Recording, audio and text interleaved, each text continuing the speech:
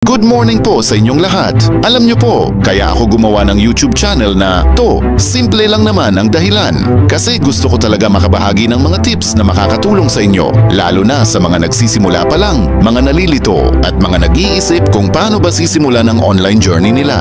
Kasi sa panahon ngayon, hindi na pwedeng secret-secret. Kapag may alam ka, ibahagi mo. Kapag may natutunan ka, ituro mo. Kasi baka yung simpleng tip mo na, yon, siya pa pala ang magbabago sa buhay ng isang tao.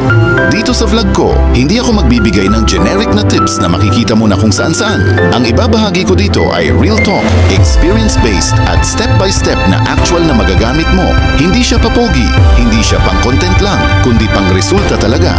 Isa pa, gusto ko rin kayong tulungan na umangat, kumita at matuto ng mga skills na pwede niyong gamitin sa digital world, designing, Canva, content creation, online business at iba pang mga bagay na talagang may silbi.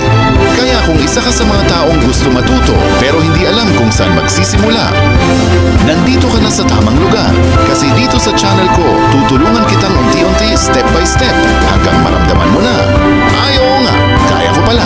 Kaya make sure to like, share, at syempre mag-subscribe ka na para sa bawat bagong video ko, may bago ka agad na natututunan. Welcome sa vlog! Simulan na natin!